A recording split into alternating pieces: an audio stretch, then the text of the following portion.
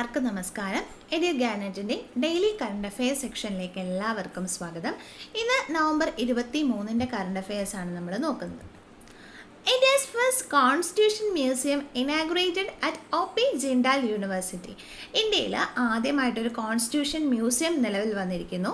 നിലവിൽ വന്ന സ്ഥലം എന്ന് പറയുന്നത് ഹരിയാനയിലെ സോണിപതിലെ ജിൻഡാൽ ഗ്ലോബൽ യൂണിവേഴ്സിറ്റിയിലാണ്. സോ അത് ഇനാഗുറേറ്റ് ചെയ്തിരിക്കുന്നത് ലോക്സഭ സ്പീക്കറുള്ള ഓം ബിർളയാണ്. സോ ഹരിയാനയിലെ സോണിപതിലെ ജിൻഡാൽ ഗ്ലോബൽ യൂണിവേഴ്സിറ്റിയിലാണ് ഇന്ത്യയിലെ ആദ്യത്തെ തന്നെ കോൺസ്റ്റിറ്റ്യൂഷൻ മ്യൂസിയം നിലവിൽ വന്നിരിക്കുന്നത്. ഇതെന്ന് പറഞ്ഞാൽ ഇപ്പോൾ ഇന്ത്യൻ കോൺസ്റ്റിറ്റ്യൂഷൻ നമ്മൾ അഡോപ്റ്റ് ചെയ്തിട്ട് 75 വർഷം ആവുകയാണ്. സോ അതിനെ ഒന്ന് കൊമമറേറ്റ് ചെയ്യാൻ വേണ്ടിയിട്ടും അതേപോലെ തന്നെ ജനങ്ങളിലേക്ക് കുറച്ചുകൂടി കോൺസ്റ്റിറ്റ്യൂഷനെ പറ്റിയുള്ള ഇൻഫർമേഷൻസ് ജനങ്ങളിലേക്ക് എത്തിക്കാൻ വേണ്ടിയിട്ടും ആ ഒരു കോൺസ്റ്റിറ്റ്യൂഷൻ്റെ ഇമ്പോർട്ടൻസ് അറിയാൻ വേണ്ടിയിട്ടും അതിൻ്റെ ഹിസ്റ്ററിയെ പറ്റി എല്ലാവർക്കും അറിയാൻ വേണ്ടിയിട്ടും എല്ലാം കൂടിയാണ് ഇങ്ങനെ ഒരു സംരംഭം ആരംഭിച്ചിരിക്കുന്നത്. ആരംഭിച്ച സ്ഥലം ഒന്നുകൂടി ഓർക്കുക, ഹരിയാനയിലെ സോണിപതിലെ Jindal global university. CM Naidu unveils Swarna Andhra 2047 in AP assembly. ഇതെന്ന് പറഞ്ഞാൽ ആന്ധ്രാപ്രദേശിലേക്ക് അവരുടെ ലെജിസ്ലേറ്റീവ് അസംബ്ലിയിൽ ഇൻട്രൊഡ്യൂസ് ചെയ്ത ഒരു സ്കീമാണ്. സ്കീമിൻ്റെ പേരാണ് സ്വർണ്ണ ആന്ധ്ര 2047. ഇതെന്ന് പറയുന്നത് ഒരു 10 പ്രിൻസിപ്പിൾസ് ഇൻക്ലൂഡ് ചെയ്തിട്ടുള്ള ഒരു വിഷൻ ഡോക്യുമെൻ്റ് ആണ്. അതായത് 2047 ആവുമ്പോൾ ആന്ധ്രാപ്രദേശിൽ ഉണ്ടാകുന്ന ചേഞ്ചസ് അല്ലെങ്കിൽ ആന്ധ്രാപ്രദേശിൽ കൊണ്ടുവരാൻ ഉദ്ദേശിക്കുന്ന 2047 കൂടി ഈ പറയുന്ന 10 കാര്യങ്ങൾ ഒരുപാട് ഇമ്പ്രൂവ്മെൻ്റ് ഉണ്ടാക്കും. അല്ലെങ്കിൽ ആവശ്യമില്ലാത്ത കാര്യങ്ങളെ മാറ്റിയിട്ട് അതിനൊരുപാട് ഇമ്പ്രൂവ്മെൻറ്റ് കൊണ്ടുവന്ന് ആന്ധ്രാപ്രദേശിനെ ക്ലീൻ ആന്ധ്രാപ്രദേശ് ആക്കും എന്നൊരു ലക്ഷ്യത്തോടെ കൊണ്ടുവരുന്ന ഒരു സ്കീമാണ് സ്വർണ്ണ ആന്ധ്ര 2047 എന്ന് പറയുന്നത്. അപ്പോൾ അതിനകത്ത് ഇൻക്ലൂഡ് ചെയ്തിട്ടുള്ള 10 പ്രിൻസിപ്പിൾസ് ഏതൊക്കെയാണെന്ന് ചോദിച്ചു കഴിഞ്ഞാൽ സീറോ പോവർട്ടി ഇല്ലാതാക്കുക, എംപ്ലോയ്മെൻറ്റ് എല്ലാവർക്കും ജോലി എന്നുള്ള രീതി, വിദ്യാഭ്യാസമുള്ള എല്ലാവർക്കും തന്നെ ജോലി ലഭിക്കുക, ആരും തന്നെ അൺഎംപ്ലോയ്മെൻ്റ് ആയിട്ട് നിൽക്കാൻ പാടില്ല, skilling and human resource development, water security, farmers and agri technology, global best logistics, cost optimisation, energy and fuel production, perfection, switch Andhra and deep tech in all works of life. So എല്ലാ ഒരു രീതിയിലും ആന്ധ്രാപ്രദേശിനെ enhance ചെയ്യുക എന്നുള്ള ലക്ഷ്യത്തോടെയാണ് സ്വർണ്ണ ആന്ധ്ര 2047 കൊണ്ടുവരാനായിട്ട് ആന്ധ്രാപ്രദേശ് ഒരുങ്ങുന്നത്. Next news എന്ന് പറയുന്നത് Ayush campaign now has more than 4.7 lakh volunteers. നമ്മുടെ national Ayurveda day October 29 celebrate ചെയ്യുകയുണ്ടായി. അത് 9th ആയുർവേദ ഡേ ആണ്. അതിൻ്റെ ഭാഗമായിട്ട് ഇന്ത്യൻ പ്രൈം മിനിസ്റ്റർ നരേന്ദ്രമോദി ഒരു ഇനിഷ്യേറ്റീവ് ലോഞ്ച് ചെയ്തിട്ടുണ്ടായിരുന്നു. ദേശ് കാ പ്രകൃതി പരീക്ഷാൻ അഭിയാൻ എന്നായിരുന്നു അതിൻ്റെ പേര്. സോ അത് ലോഞ്ച് ചെയ്തു. അതിനെ കൊളാബ് ചെയ്തിരിക്കുന്ന ആരൊക്കെയാണെന്ന് ചോദിച്ചു കഴിഞ്ഞാൽ ഒന്ന് നമ്മുടെ ആയുഷ് മിനിസ്ട്രിയാണ്, രണ്ടാമത്തേത് national commission for Indian system of medicine NCISM കൂടി ചേർന്നിട്ടാണ് അത് കൊളാബ് ചെയ്തിരിക്കുന്നത്.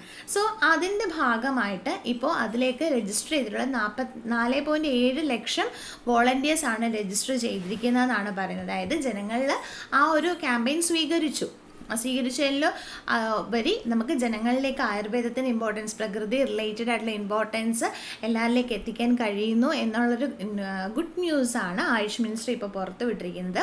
ദെൻ ആയുഷ് മിനിസ്റ്റർ പ്രതാപ് റാവു ജാദവ് ആണ്. ദെൻ അതേ കണക്ക് തന്നെ ആയുഷ് മിനിസ്ട്രി സെക്രട്ടറി ആയിട്ട് വരുന്നത് വൈദ്യ രാജേഷ് കൊച്ചയാണ്. അതേപോലെ തന്നെ national commission for Indian system of മെഡിസിൻ്റെ ചെയർമാൻ വൈദ്യ ജയന്ത് ദിയോ പുജാരിയാണ്. Okay. Indian army chief named honorary general of Nepali army. ഇതെന്ന് പറഞ്ഞാൽ നമ്മുടെ ചീഫ് ഓഫ് ആർമി സ്റ്റാഫായിട്ടുള്ള ഉപേന്ദ്ര ദ്വിവേദിക്ക് ഒരു ഓണർ ലഭിച്ചു എന്നുള്ളതാണ്. ഓണർ നൽകിയത് നേപ്പാൾ പ്രസിഡൻ്റാണ്. കിട്ടിയ ഓണർ എന്ന് പറയുന്നത് ornery general of Nepal army എന്നുള്ള അവാർഡാണ് അദ്ദേഹത്തിന് ലഭിച്ചിരിക്കുന്നത്. നേപ്പാൾ പ്രസിഡന്റ് രാംചന്ദ്ര പൗഡലാണ് ഈ ഒരു അവാർഡ് അദ്ദേഹത്തിന് നൽകിയിരിക്കുന്നത്. ഇതെന്ന് പറഞ്ഞാൽ ഇന്ത്യ നേപ്പാൾ ആ ഒരു ഹിസ്റ്റോറിക് ആയിട്ടുള്ള ആ ഒരു റിലേഷൻഷിപ്പിനെ സ്ട്രോങ് ആക്കാനും അതേപോലെ തന്നെ ആ കൾച്ചറൽ ആൻഡ് മിലിറ്ററി ട്രൈസ് കുറച്ചുകൂടി എൻഹാൻസ് ചെയ്യാനൊക്കെ ആയിട്ട് ഹെൽപ്പ് ചെയ്യുന്നു.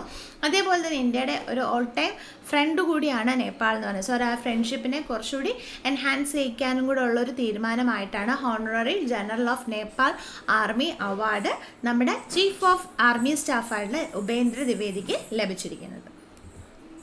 Karimganj district gets new name Sribhumi. ഇതെന്ന് പറഞ്ഞാൽ ആസാമിലെ ബരാക് വാലിയുടെ അടുത്തായിട്ടുള്ള കരീംഗഞ്ച് എന്ന് പറഞ്ഞ ഡിസ്ട്രിക്റ്റിൻ്റെ നെയിം ചേഞ്ച് ചെയ്തിട്ടുണ്ട്, റീനെയിം വന്നിട്ടുണ്ട്.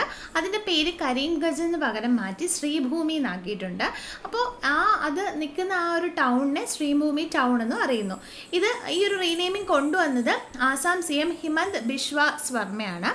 ഇത് എന്തിനാണ് ഇങ്ങനെ ഒരു റീനെയിം കൊടുത്തതെന്ന് പറഞ്ഞു കഴിഞ്ഞാൽ നമ്മുടെ കവിഗുരു ആയിട്ടുള്ള രവീന്ദ്രനാഥ് ടാഗോർ ഒരു 100 വർഷങ്ങൾക്ക് മുന്നേ ആയിട്ട് നമ്മുടെ ആസാമിലെ കരീംഗഞ്ച് ഭാവിയിൽ ഇങ്ങനെയാവും, ഇത് ശ്രീഭൂമിയായിട്ട് അറിയപ്പെടുമെന്നും ഇത് ലാൻഡ് ഓഫ് മാ ലക്ഷ്മി ആകുന്നും ഒക്കെ നേരത്തെ ഡിസ്ക്രൈബ് ചെയ്തിട്ടുണ്ട്. സോ ആ ഒരു വേർഡ്സിനെ ഓണർ ചെയ്യാൻ വേണ്ടിയിട്ടാണ് ഇങ്ങനൊരു റീനെയിമിങ് കൊണ്ടുവന്നിരിക്കുന്നത്. സോ പേര് മാറ്റിയത് കരീംഗഞ്ച് ആണ്. കരീംഗഞ്ചിൻ്റെ പേര് എന്തായിട്ടാണ് മാറ്റിയിരിക്കുന്നത്?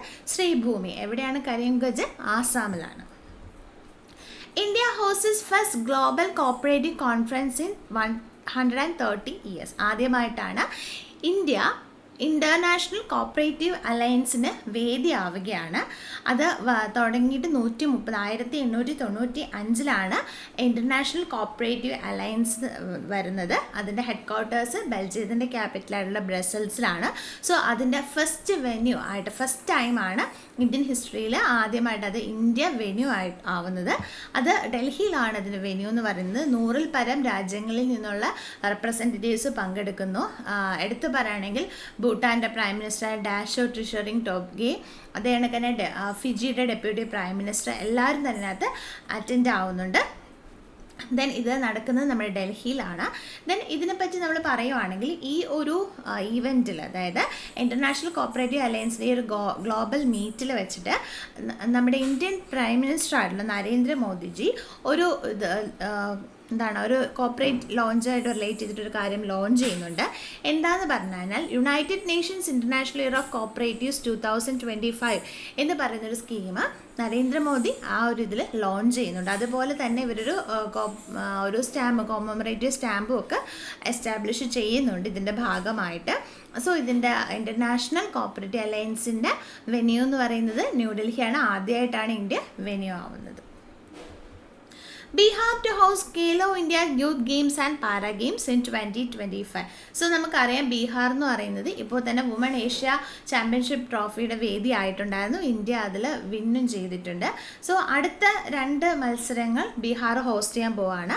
2025 മത്സരങ്ങൾ. ഏതൊക്കെ മത്സരമാണെന്ന് പറഞ്ഞു കഴിഞ്ഞാൽ ഒന്നാമത്തെ മത്സരം ഖേലോ ഇന്ത്യ യൂത്ത് ഗെയിംസും രണ്ടാമത്തെ മത്സരം ഖേലോ ഇന്ത്യ പാരാ ഗെയിംസുമാണ്. ഈ 2 ഇതിനും വെന്യൂ ആവുന്നത് ബീഹാർ ആയിരിക്കും. 2025 ജാനുവരിയിലാണ് ടൈം വരുന്നത്.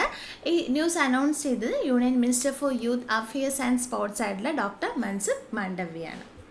ഇതോടെ ഇന്നത്തെ കറണ്ട് അഫയേഴ്സ് അവസാനിക്കുന്നു. Thank you.